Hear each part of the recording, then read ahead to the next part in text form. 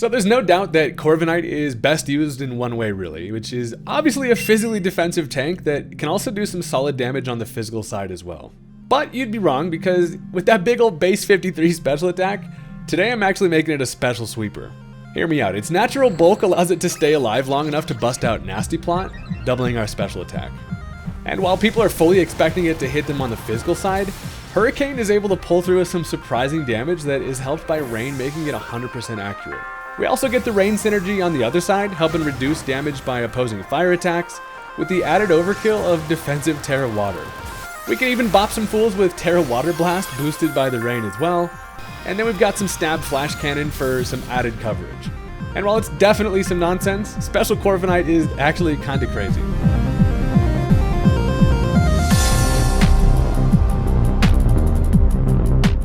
So Corviknight is a pretty sweet fella in general, but if you make it do something that it's not supposed to, it's way cooler, and that's what we're all about over here. If you're into that kind of thing as well, you should probably hit that subscribe button. I'm on my way to 400k, I'd love to have you as part of the journey. And with that, let's go ahead and jump into the match. So from the start, this is a super interesting matchup, and that's mostly because my opponent seems to be working with some Sun, obviously with the Torkoal, and things like the Leafeon paired with the Photosynthesis boys. And I have a little bit of Rain on my side, so a little bit of a weather war situation going on. I decided to lead off with Deoxys, just because I can taunt this thing, kind of stop them from setting up Stealth Rock, and just be a little spaghetti guy in the process. So as I go for the taunt, they actually are going to end up swapping into some green eggs and ham. And obviously Chansey is a nice little swap into a Deoxys Psycho Boost. It's hardly going to scratch this thing into egg, and the taunt is actually pretty good landing on this thing. That's because most of the time Chansey just doesn't attack, and I'm like, okay, if it can't, you know, Stealth Rock or Thunder Wave, it can basically just Seismic Toss, and I am pretty fine with that. We are not afraid of a little Egg Boy. So I decided to actually end up swapping into Meganium here, and it turned out they probably just clicked attack, and this thing has to go for a struggle. It means it does not have any straight up attacking moves, and he's just a struggling freaking Chansey over there, which is actually hilarious. Now, I go into the Meganium on this thing because I have the option to either set up a sub on it or potentially go for the Leech Seed. I realize they're obviously going to switch here, and I'm like, okay, that's fine. I can get, you know, a free Leech Seed on whatever they want to bring in. Turns out it is going to, in fact, be Statue Arcanine, and I, of course, missed the Leech Seed, because if there's anything Meganium does well, it's just let you down, and that's kind of the way it goes. So I do not want to get Flare Blitzed into the next dimension, so I am kind of forced to switch here. Now, of course, keeping Politoed in the back is something that's really going to help me out here. I can immediately change the weather to rain, and that is going to limit some fire damage, but also stops their kind of fire sweepers from doing their thing. Now, they actually end up going for the head smash there, which does in fact do a ton to my little bubblegum belly, and I do not want to take another one, so as I decide to switch, they're actually going to end up switching as well. They go right back into Chansey, probably just realizing this is a safe switch, as I can really only weather ball it and do nothing. But I actually decided to go into Deoxys, expecting just another head smash to take out the Politoed. Now, I do want to conserve the Politoed. Being able to just switch that weather right back into my favor is super important for limiting damage, but also it does enable Corviknight to land Hurricanes, and it prefers the rain. So, as we end up on a matchup we didn't really expect, Deoxys is like, hey, this is fine. Once again, I know for a fact this thing does not have attacking moves, and so the taunt is basically just free all day, and there's no reason not to click it. They do have to go for, they tried to hit me with a sing, trying to put my ass to sleep just to be even more annoying than Chansey just already is. And at this point, they're like, yeah, sick of this rain. They go back into the Torkoal, sets up the Drought once again, but Spaghetti doesn't care. I'm just here to set up some Stealth Rock that's going to be able to punish some switches and help out quite a bit, potentially break some sashes. Now, Torkoal, if I've ever seen a Torkoal, I know this fella's going to start spinning, and I am like, I would rather those Stealth Rocks stay around, so I'm going to go ahead and make the pivot into Gengar, and this is actually an interesting matchup. So they do go for the Rapid Spin, which goes right through me, of course, but I know that they think that the Bliss, or the Chansey, is just an easy swap in here. Now, that's exactly what we want them to think, because I am, in fact, Choice Banded Gengar with Focus Punch, so I predict the switch into the Chansey, and that's exactly what they're going to do. They come in, take some Stealth Rock, and as I'm able to tighten my focus, I make the prediction correct, because on the switch, now I immediately get the Focus Punch off, Tongue Punch him in the Egg Box, and that is actually just going to straight up knock out the Chansey. So that is actually great. That's going to open up the game quite a bit and give me some momentum in terms of them not having a nice special sponge to switch into anything like Corviknight, and that, it feels good. Grabbing, anytime you land a Focus Punch, it feels good, especially on something that's generally a nice check to a Gengar. So, this now allows them to switch into whatever they like. Of course, as they bring in the Great Tusk, my choice banded ass is not going to be staying in and clicking the Focus Punch again. But also, I know they probably Earthquake, so I have a nice little door opening to bring in the Corviknight here. We're just flapping above the Earthquake, and we've got ourselves a pretty solid matchup here. The thing is, I'm max HP. I know that I can take a couple attacks from this thing all day, and I also know at this point they probably are going to want to set up or at least get the Rapid Spin off here. So that's going to allow me to grab a free Nasty Plot. Now, they, of course, do not know what the hell this Corviknight's going to be working with. As they go for that Rapid Spin, does get rid of my Stealth Rock, which is annoying, but mostly I'm kind of fine with that because that's going to allow me to freely double the special attack. And without the Chansey to come in and, like, sponge, a freaking Flash Cannon, we're in a pretty good spot here. But it's kind of a weird matchup. A lot of the time, this Corviknight relies on the rain to be able to hit Hurricanes.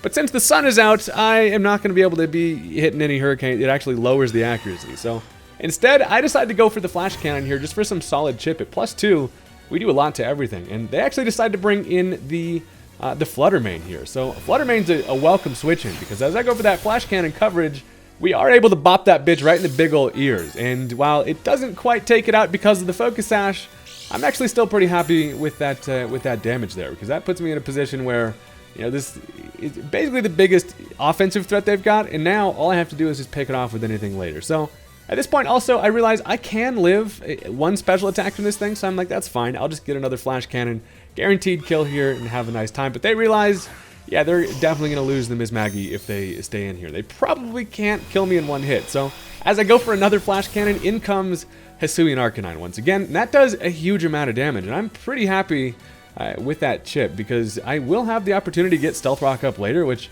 is going to be great not only for ye old Flutter, but also now Arcanine's looking a whole lot more manageable. So expecting them to go for a Flare Blitz here. Listen, I'm like, they're in the sun. They're probably going to just grab a nice little Flare Blitz, boost it in the sun, and do a bunch to me. So I decide to go for that Terra Water. I'm basically all in on the Corviknight at this point. I realize I got some good momentum going with the fella. And I'm going to put the Fountain on the head, but instead they actually most likely probably switch into the Great Tusk, expecting something like Politoed to come in, who is easily able to be picked off by a close combat. But instead, they're actually met with Water Bird, and I am able to get a huge amount of damage with a crit on the Great Tusk there. And now I'm just chilling with a Fountain on my head for basically no defensive reason, but I mean, I still can take an attack from a Great Tusk. Basically no problem. So I'm pretty fine with that now. I go for another Flash Cannon here, and that's because I don't quite want to reveal the Terra Water Blast, and that's because as they most likely are going to go back into the Torkoal, I can kind of surprise that thing with some damage. So they go for the close combat, which we do in fact eat up, because at the end of the day, we are still defensive-ass Metal Bird, and it does less than half, which is great, because then I can finish it off with another Flash Cannon, and Corviknight's going on a little tear here. It's fun being able to pull off things that, Corviknight generally is not able to, and you just really get a lot of help from, people not knowing what the hell is going on. So, at this point, the sun did go, in fact, away. So, they decide to bring back in the Torkoal here, is going to set up that drought, most likely with the Heat Rock, or at least, yeah, we've seen it does stick around for the 8 turns. And while I am still chilling with the Water Terra, they have the option to potentially bust out a Solar Beam here, but they probably don't expect me to be able to do much in return. So, I'm able to then actually bust out the Surprise Terra Blast, say, hey, I bet your turtle did not expect to get watered today. And it turns out, as I do a big chunk of damage, they probably expect to switch, as they actually just go ahead and set up the Stealth Rock there, which is fantastic because after some leftovers, I'm looking pretty healthy. Now, I can finish this thing off with just another Terra Blast, which is great. But the looming kind of threat in the back is going to be something like that Leafeon. One thing I do lose from going for that Water Terra, while I have the advantage against things like the Torkoal and the Arcanine, I do just get bopped by a Solar Blade from, a Leafeon. So, as I am able to finish off the Torkoal with one more Terra Blast, I obviously get the crit every time you don't need it, but that's going to take care of the Weather Setter, which is exactly what we're looking for, because now we've definitely got the upper hand in terms of the Weather War. And also, after some leftovers, we're still looking pretty healthy, and I still feel like I can get some good value out of this Corviknight looking at what they have left. So, here's the situation. As they bring in the Leafeon here, I do not want to get hit by any type of grass shenanigans this thing wants to throw at me. Looking at it, a Solar Blade definitely is able to grab a kill there, being Terra Water. So I decide to stop this thing in its tracks a bit. I can actually just bring in the Politoed while we do take some Stealth Rock damage. Most importantly, we're just making it rain out here on these hoes. So we get up that Drizzle, which is great. But they actually make a pretty solid play and go for the Swords Dance on the swap there. So expecting me to switch, they actually get that nice little SD up, which makes it quite a bit more scary because now at +2, a Leaf Blade is definitely, going to be able to take care of me. So Politoed goes down, but that's fine because we basically just go in there to swap the weather around. And now we've got a situation where Leafeon is far less scary when it's not in the sun being as fast with its damp chlorophyll. So I'm like, hey, this is fine. I can bring in Gengar, and they know this is a physical attacking Gengar, and I'm like, well, I can just Poison Jab. It probably won't kill, but it'll put it in range to where I can easily pick it off later. But they're going to end up buzzing out the surprise Terra of their own, and it's going to be that Terra Fire. So Terra Fire is obviously far more scary in Sun, but the Rain is actually going to help me out quite a bit. Most of the time, it's going to be working with a Terra Blast. But as I go for the Poison Jab, I am faster, but it misses. And I'm like, what the hell just happened? It's got to be... Poison Jab doesn't miss, so this thing's got, like, Bright Powder? I don't know what the hell's going on. But what I do know is a Terra Blast Fire in the Rain is dampened just enough to where I'm actually barely able to live, which is surprising. Which then allows me to get off the Poison Jab, and with the Choice Band, it does nothing. So, I mean, at least I was able to get a little bit of chip on the guy, which is kind of the most important thing, because at full HP, this thing is actually still quite a threat, even without its Sun support. So, with that, I'm able to get a Revenge Switch, and I decide going into Deoxys is kind of my best bet here, just because while, I do lose my Focus Sash potential with that Stealth Rock, I know that I'm going to be faster, and I can just Psycho Boost the hell out of it. And that's why that chip damage from Gengar was super important, because without that little bit of damage, Psycho Boost is not going to be able to grab a kill there.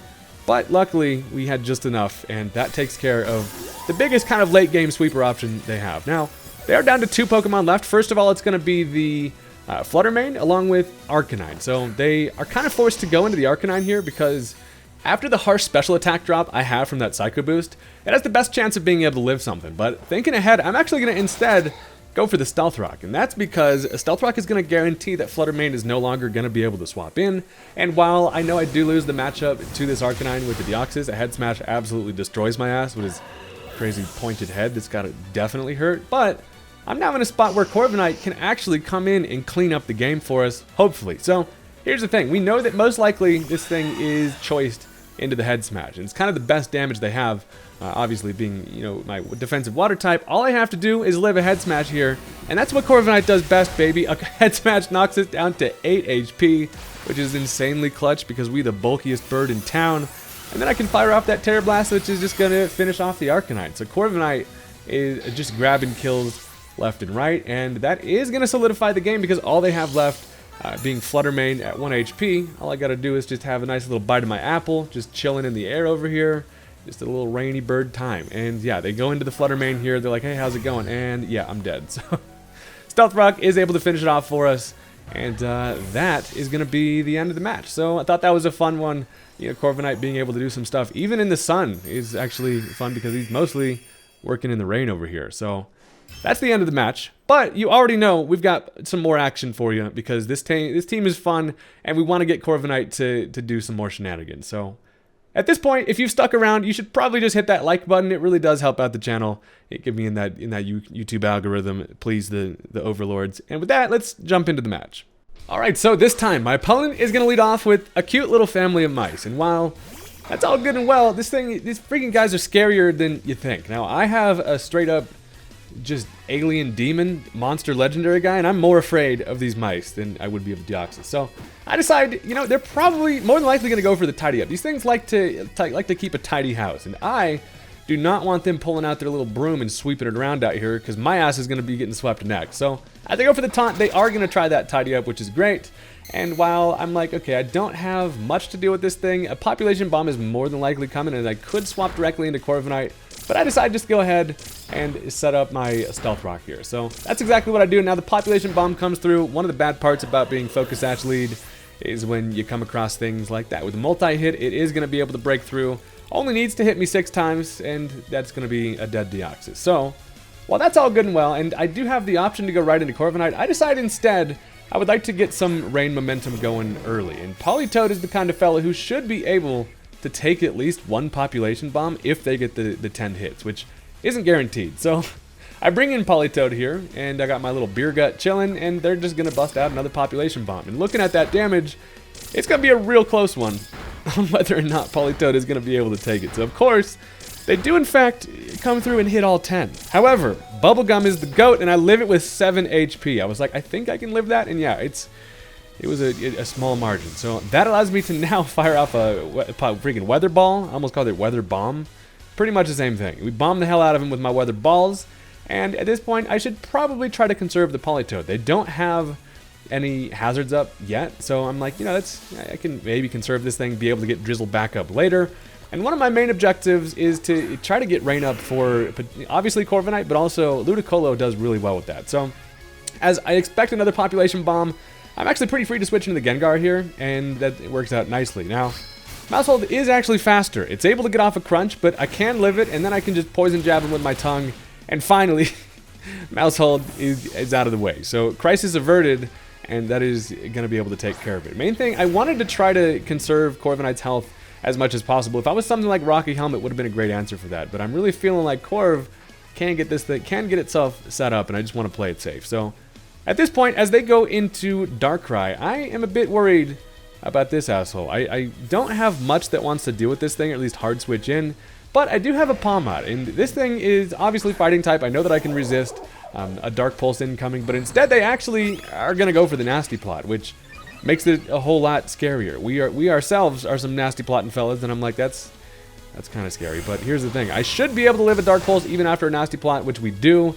Luckily, they don't have any extra coverage. And now the Close Combat is able to finish it off. I considered going for the Mach Punch, but even Iron Fist with the Life Orb, not quite enough to knock it out. So I just go for that Close Combat to guarantee we're able to take care of it. And down goes the Darkrai after a little bit of Life Orb chip. So now they can swap into whatever they like in terms of a Revenge Switch. And they're going to bring in the Superior here. And this is a fella that gets out of hand quick, and I got to be careful. So, one thing is, I do want to conserve Palmot with a potential for that priority Mach Punch later. And I'm like, yeah, the thing's just faster, and it's going to destroy me. So, luckily for us, our Metal Bird fella has pretty much been conserved for situations like this. It's a great check and switch into the Superior. And I'm like, you know what? We might as well get it going here. I'm just going to hard swap into the Corviknight here, because most likely they're going to try to set up the Leaf Storm. At least I know I can take basically no damage from that, and while they do have that contrary boost, which now gives it that sharp boost in the special attack, as long as it's not anything crazy, we can definitely take any attack from this. We also, of course, get the benefit from, even if they are Terra Fire, Terra Blast, we should be able to take it because of that rain. So they actually are going to end up going for the Glare, which is always unfortunate on this damn thing. It's able to get the Paralyze, which now makes me slower in the air. However, I am just setting up that Nasty Plot, and still, being paralyzed is fine. Corviknight's it's not built around being, speedy. We're built around taking attacks all day and then just firing off more damage on the opposite side of the spectrum you expect. So, after the Nasty Plot, we are now in a spot to just freely go for a Hurricane, which does have, obviously, that guaranteed hit in the rain. And all we gotta do is just not get paralyzed, which is easier said than done. But they decide to bring in old Thick Hands over here. But he's like, hey, stop what you are doing. But I do break through, I get the Hurricane off, and that's a nice little 2-hit KO on the fella, which is actually pretty solid. So another added benefit of Hurricane is, of course, that nice little confusion rate. So we do actually get the confusion, which is solid, because as our rain goes away, being paralyzed, this thing is faster than me, which is bad. So I know that I'm going to take a physical electric move here, and while I am just physically defensive, I'm like, I'm going to risk it, baby. We got our Nasty Plot up. They go for the attack, but they actually hit themselves in confusion, which is amazing. And not only that, we break through our para, and I connect on another Hurricane. So that is just going to easily take care of Iron Hands without having to worry about that thing doing any nonsense. And that feels pretty solid, because now Corviknight is still in a position where we can definitely get some damage done with the thing. Because a full health Corviknight is you're not going to be able to take it out, especially with what they got left in like one hit. So as they bring in a Azumarill here, I'm like, okay, it's probably going to try to set up on me here, because I know I can take its physical attacks all damn day long. And as they do bust out the Belly Drum, this Easter Bunny is looking moist and scary. So they maximize their attack at the cost of losing some health, but then they have the Citrus Berry to bring them back. And I'm like, please get a Hurricane, but I don't. I do get the full para, which is like, all right, so it could be pretty bad. So here's the thing. I'm just going to stay in, go for another Hurricane. They are going to bust out an Aqua Jet at +6 attack. We're able to live, which is amazing. Tells us that they did not have the waterfall coverage. Not only that, but the Hurricane comes through, lands, and takes care of it in one hit. So that is actually amazing. Now, them going for the Aqua Jet is clutch, because it means they more than likely just had like Play Rough as coverage. and we love to see it. So Corviknight out here beasting it, just living stuff, killing stuff. What the hell else do you need? So at this point, they're down to 2 Pokemon left. Now they have the Tinkaton, who is chilling at full, along with the Superior in the back. So at this point, I'm thinking there's actually a chance that I live and attack from this thing. And as they go for the knockoff, I barely am able to live, which is great, but also we break through the para, and that allows me to get a super important Flash Cannon off. Now, this thing is specially defensive, so it's not going to do a huge chunk, and then they can just finish me, with another knockoff. But that little amount of chip is the type of chip that's going to save the game, essentially, because now this thing is a whole lot more manageable with what we got left here. So I have I'm pretty thin on options and also thin on health out here, but luckily for us, they actually do not have any Stealth Rock up. So first of all, I'm going to bring in the Politoed, because my win condition now at this point is going to be basically in the form of that Ludicolo, with the Swift Swim being able to outspeed the Tinkaton and also the Superior in the back. So I basically go into the Politoed to be like, hey, I would like it to be rainy, and I set up that Drizzle, which is exactly what we need. Now they do finish me with a knockoff, but that is fine, because now I can go into the Ludicolo. And if you've seen the Ludicolo video, you know we're working with the physical Ludicolo out here. So we are a dancing pineapple ready to do some waterfalling, and luckily for us, that's with that rain boost is going to be able to kill the Tinkaton. We're able to hit it on its weaker defensive side, which is great. And now the pineapple is set up exactly kind of what we needed for this late game, because with Superior being the only mon left, as long as it hasn't already set up a special attack boost, it can't actually knock me out in one hit. And while I have the coverage with an Ice Spinner, it's probably not going to be enough to kill it. However, the pineapple is faster, so we can do our little dancing. I do get off that Ice Spinner, not quite enough to be able to take care of it. But once again, the neutral Leaf Storm being grass water is extremely clutch. We're able to live it easily. And now with the rain still up, ain't no problem. I can go for another Ice Spinner. And that is going to be the end of the match. So down goes the Superior. And sometimes you just need a little dancing pineapple to come in and just sweep it up for you late game. So that's the end of the match. That was a fun one. And while this Corviknight did some work, we still got a bit more work to do, because I do have one more bonus match for you, because, why not? So this time my opponent has a very scary squad with quite a few options for setup, which is not great for me, especially with things like King Gamut in the back. Definitely got to play it safe here versus these scary boys. So let's jump into it. So as expected, they're going to end up leading off with the Forretress. This boy is gold. It's a walnut, and he's here to just be a wall. So I lead with Deoxys just because I do have the ability to just get that taunt and not have to worry about the hazards early. But it's a little bit of a different dynamic this time, and that's because I'm actually not working with the Gengar to be my spin blocker. So as I go for the taunt, old Bug Eyes over here is like, yeah, I can't actually do that. So they try to spikes, not going to end up happening. And while I could potentially set up my own hazards in the face of this thing, there's nothing stopping it from just going for a rapid spin. So wanting to ensure that I can keep my Focus Sash intact for later on the Deoxys, I instead decide to just go ahead and bring in the Politoed. I want to get my rain going early. And I'm like, this is kind of the guy for the job here. So we come in, we're looking blue as hell, and now we're looking moist as hell. As they do go for the Gyro Bot, which is actually solid, because, we take no damage from that. And then at this point, I can get some pretty good chip with a rain-boosted Surf. Now, this is before I've been meaning to put Weather Ball on this, and this is one of the matches that happened before I did that. But this time we're surfing. I don't know, we're going for some Cowabunga nonsense. And as I go for that Surf, they actually are going to end up swapping into Gallade. So that's actually fine, because the Surf is going to do a nice bit of chip there. And if I know anything about this sharp boy, I know that a Leaf Blade is probably coming, and I do not want my ass to be cut up here. So instead, I'm actually end up switching into Corviknight. I'm like, you know what? If they are going to Leaf Blade, this is kind of the perfect fella for the job. I mean, I can take pretty much any physical attack this thing wants to throw at me in general, but as I come in, they do go for that Leaf Blade, which is great, because that doesn't even hardly scratch you, boy. And now, just right off the bat, we've got ourselves in a spot where Corviknight looks pretty damn good here. And if I can get up a Nasty Plot, we can look a whole lot better. So I do actually have a free position to just go for that Nasty Plot, which is great. And obviously, this Gallade is most likely going to be Choice Scarf, so it does not want any business staying in there. So they actually are now going to end up swapping into basically the Chrome version of friggin' Gallade here. They have the Iron Valiant.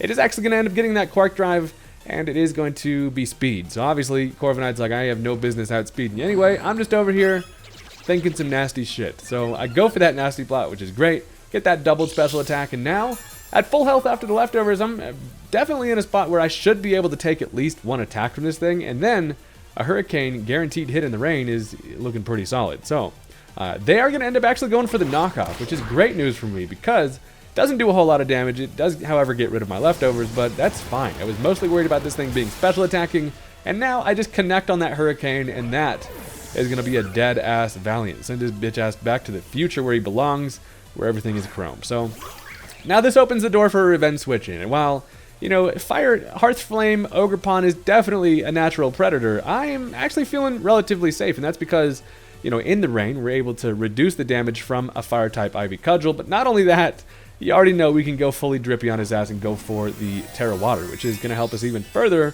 and allowing us to not take really anything from that. So I'm going to bust out the Terra Water, and I'm just really hoping that either they go for, I mean, if they Swords Dance, that's fine. They know I have the Hurricane, but they're kind of forced to go for the Ivy Cudgel here, and I just want to try to keep us alive as long as possible. So they're going to bust out the Cudgel. It does nothing to us, luckily, and then I connect on another Hurricane, and just like that, down goes the Ogerpon, which, again, is a huge threat out of the way. We hate, all my homies hate Ogerpon, and that thing just can get out of hand. So seeing it dead is actually amazing, and so here's the thing. I go for the Terra Water in hopes that I was left with enough health to be able to live a Leaf Blade from this Gallade. I'm thinking I'm actually pretty close in range.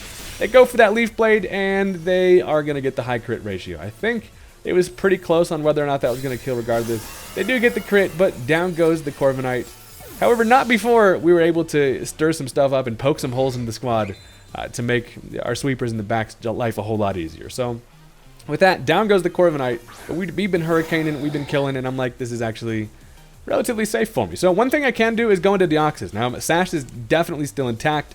I know I can take anything from this, and I'm just going to take this opportunity to try to get up some Stealth Rock here. But they're actually going to end up swapping. They're going to bring in the King Gambit. So Gambit comes in, and of course it is going to be Supreme Overlord. Whenever this thing is around, it basically is just such an annoyance in terms of being able to have a Sucker Punch that kills, you know, pretty much everything. Plus, Deoxys actually has no business staying in here at all because of the fact that my only attack is Psycho Boost, and that's not going to help. So one thing I want to do is actually go for the Taunt. That's going to stop this thing from going for a Swords Dance, because if it does Swords Dance here, I basically lose to Sucker Punches, and I'm like, I prefer to not. So it actually turns out they are going to go for the Kowtow Cleave, which does kind of suck, but I mean, that's mostly fine because, you know, I do live with the Focus Sash.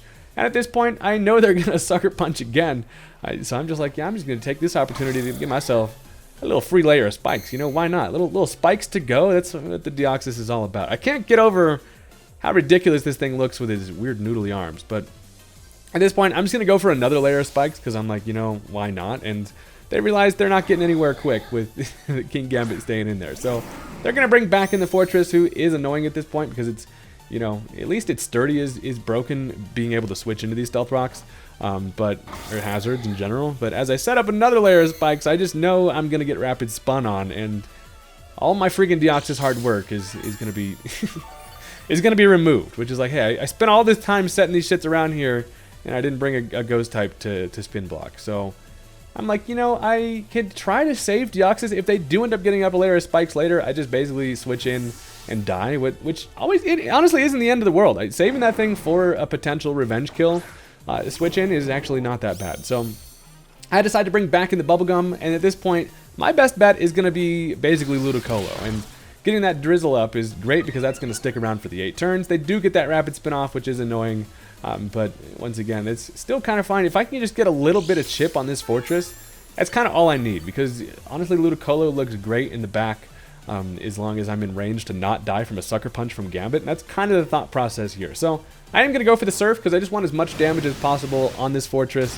It does just stop Ludicolo, and it does, however, it does live. I was kind of hoping I was going to be able to grab a kill there, which I do get punished for that, because then that opens the door for them to set up a layer of spikes. And with the hazards up, yeah, now Deoxys is essentially just going to be a fodder switch in, which again is not horrible, but it's fine. So I'm going to take this opportunity to try to just bring in the Ludicolo early. I know that there's nothing it can really do to me. If they want a Gyro Ball, that's kind of fine.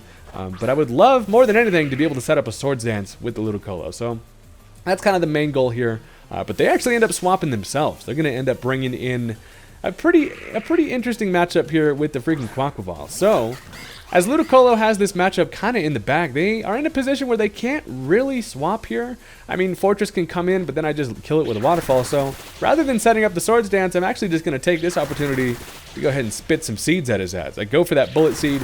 With that loaded dice, he's going to guarantee at least 4 hits, which is amazing because that's all your boy needs. That is going to kill the Dancing Duck Peacock guy, and that's actually amazing. So that's a that's a threat that could have been able to benefit from my rain. So seeing that thing gone is great. It wasn't able to Aqua Step and get any crazy speed boosts. And now the Dancing Pineapple is in a spot here with some good momentum. So as now they bring in the King Gambit, it's kind of the only thing that really deals with me in terms of being able to take attacks. It even has a stronger Supreme Overlord now with 3 Mons fainted, but hoping that they're going to go for a Sucker Punch here, I'm going to bust out the Swords Dance, thinking if I can get just this prediction correct, it's going to put me in a position where I kind of maybe sweep this up with Ludicolo. So, bad news for me, however, they're going to go for the Terra Flying, and you know, as it's kind of expected, I just Swords Dance anyway, so I'm like, if you please don't click Terra Blast, that would be real nice. And as they don't Sucker Punch, they are in fact, yeah, gonna go for that Terra Blast. So I would have loved to go for a Waterfall in the range to get that damage. Got a little greedy there with the Swords Dance, and now I kind of pay the price, and it was not really prepared for the Terra Flying Blast. So that takes care of Ludicolo. Now, while, you know, the main kind of A plan is gone, I do still have a plan B, and that's at least now, Palmot has a way better position versus this, you know, not having to worry about it going for like a Ghost Terra on like a Mach Punch or something like that. I can just straight up go for a Double Shock. But look, here's the downfall. If I go for the Double Shock and they actually swap here, I lose my Electric type, and then I won't be able to click Double Shock again versus this King Gambit later. And I basically need to ensure that my best way around that King Gambit is going to be through that Double Shock. So I need to basically keep that in the chamber for that matchup later. Now, I do expect the switch, so I go for the Ice Punch as they bring in the Forretress here. Ice Punch does nothing, but it does freeze him, which is kind of hilarious. And now we got a Popsicle in the rain, and he's like eating some leftovers while frozen, which seems ridiculous. And now he's just staring at me even more menacingly, just frozen in time. So luckily I've gotten enough damage on this thing to the point where I can finish it off with a Mach Punch. I don't want to close combat. That's because I don't want to take a physical defense drop, which is going to put me way closer in range for a Sucker Punch to be scary, you know, from that King Gambit. So a Mach Punch does the job, and Palmot is basically looking like my win condition at this point. It's kind of the only thing I have that can really easily take care of the Flying Gambit. And as they bring in the Gallade here, first of all, it's most likely Choice Scarf and can outspeed me. All I can really do is Mach Punch there, so this is actually a perfect opportunity to kind of use up our little noodle fella who's just hanging on by a damn thread over there. So I'm going to switch into the Deoxys, who basically comes in and is like, how's it going? And then just stabbed in the heart by a freaking layer of spikes, and we die. So that is fine, because that actually gives me the momentum in terms of having a better matchup here. As they go for the Psycho Cut for no reason, it's just going to cut the air up, and the rain does go away. It doesn't necessarily really matter at this point, but what I do have is actually a pretty good spot for Meowstic here, because they go for the Psycho Cut, kind of reveals what they're going to lock themselves into, and I know that I can take a Psycho Cut basically all day here, and I'm just going to go straight for the Alluring Voice. That's just because I am Throat Spray, and I need to, this is an attempt to make a sweepy Meowstic with Throat Spray, so I definitely need all the boosts I can get. So as I go for that Alluring Voice, they are going to end up swapping into King Gambit, who is feeling overlordly in a supreme fashion, but I just yell at him real quick in an alluring way, and it doesn't do anything, because this Meowstic, yeah, it doesn't do great damage. But I do get the Throat Spray, so now with +1 special attack, I'm going to be able to hit a little bit harder, but I also realize I probably get my Sucker Punched here, so I'm going to try to go for the Psychic Noise, but they actually do not Sucker Punch, and the Psychic Noise is going to do, you know, a little bit of chip. Does stop from healing, which this thing wasn't going to do anyway, but they just now bust out the Kowtow Cleave, which I do, in fact, just go down to. So I'm actually happy that they didn't go for anything like the Swords Dance there, and I did get, you know, some considerable chip on this thing. It's down at least around half. And now it's time to basically use up, you know, the Palmot here. Now, I'm not necessarily worried if they want to swap into Gallade. That thing just dies to a Double Shock, and then at this point, I think Politoed should be able to take an attack from it and finish it. So I go for the Double Shock here, just kind of in a little bit of a Hail Mary. It turns out they do actually just stay in. No Sucker Punch I have to worry about, and that is going to kill the Gambit, which is great. So now we've got ourselves a good old-fashioned 2v1 against the Gallade there, and now I'm actually thinking, hey, hold on, Iron Fist with a Life Orb, maybe the Mach Punch actually can kill. At least I can potentially try to get it off and give it a try. So I use up all my electricity, which is of course fun, which can be stopped by going for an Electric Terra, but obviously I used my Terra up already. But as they go into Gallade here, there is no hazard damage, but it is at least in range, and all I have is a fully healthy Politoed essentially. So I'm going to go for the Mach Punch just to guarantee that I can get a little bit of damage here and maybe roll for a kill. Unfortunately, it does not quite kill, which sucks, but they go for that Psycho Cut, so they're going to lock themselves into the Stab Psycho Cut, which is scary. Listen, this thing with sharpness hits really hard with a Psycho Cut, and while I know I can take at least one of them, the problem becomes Psycho Cut is in fact a high crit chance move. So we've got this match down to the final matchup here, and Politoed takes a little bit of damage extra from the spikes, and I'm like, please do not get your ass crit here. So I go for the Surf. They are going to bust out the Psycho Cut. Does not get the crit, luckily for us, and then I can fire off that Surf. Cowabunga for the dub, and that is going to be the end of the match. So super close one. Came right down to the end there. Luckily, Politoed's thick ass was able to soak it up, and that's going to be the end of the match on that one. So with that, that's going to do it, boys. Thank you very much for watching. I do appreciate all the support lately, and I'll catch you guys next time. Peace out.